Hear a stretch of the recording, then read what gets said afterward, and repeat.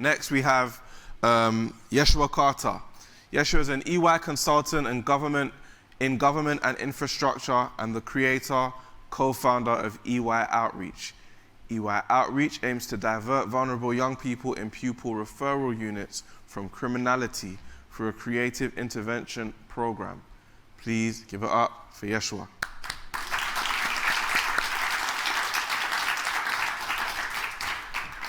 Good afternoon, everyone. Can you hear me?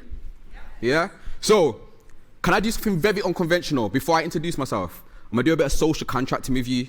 Am I allowed to be authentic when I speak to you today? Yeah? I'm allowed to be honest? Okay, so here's my first moment of honesty. I remember when I had a conversation with Isabella. She told me about this amazing event called Reflect and about how trying to get young people from GEM backgrounds into STEM, technology and engineering. And after the call, I came off and I sat back and I was like, I don't know nothing about tech. I don't know nothing about engineering. I'm a consultant in the corporate space. And I started to think, okay, cool. So what's one thing that I can talk about and share with you all that can help change the way that you engage with GEM young people and help impact them? And this little voice said to me, Yeshua, talk about that powerful tool that you always talk about that's changed your life. I was like, do you want me to, I said to the voice, do you want me to talk to them about it? They're like, yeah, talk to them about it. And that powerful tool is the tool of creativity and innovation. You see, this tool called creativity is something that I believe transcends every single industry, every single corporate structure, every single mind. Everybody in this place has ability to utilize creativity. And I recognized this 5 years ago today, actually, around, not 5 years ago today, 5 years ago around this month. 5 years ago, 2018, at the tender age of 19, I started my first ever professional job in an organization called Ernst & Young. And the craziest thing is, I'm gonna be honest with you, I remember walking into the building, looking down, I saw my Nike Huaraches and I said, oh my days, I didn't dress appropriately. See, this place was different to me. I felt like an alien. I felt like every single day I had to walk into this space and put on my corporate invisible cape and leave my authentic self at home. But that all changed when I sat down. It was a lunchtime and I had a conversation with my colleague. And my colleague said to me, Yesh, guess what happened earlier today at lunchtime? And I said, what?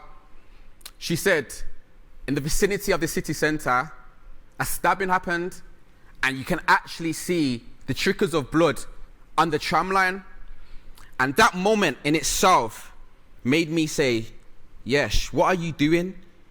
You've come from a community where you're desensitized to knife crime because every single day or every single week you're hearing about a young person dying and it's normal to you.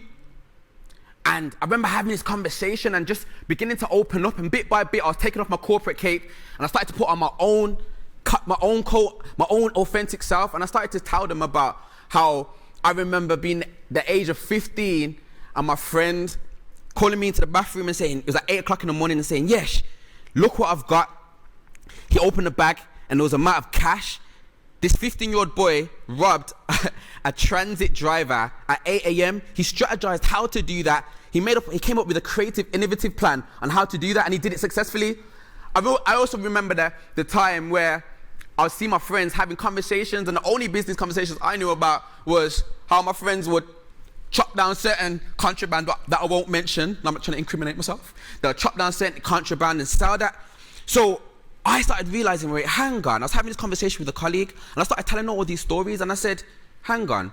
You see this same talent that we vilify every single day, that we try to criminalize and try to put into prison and try to put them aside.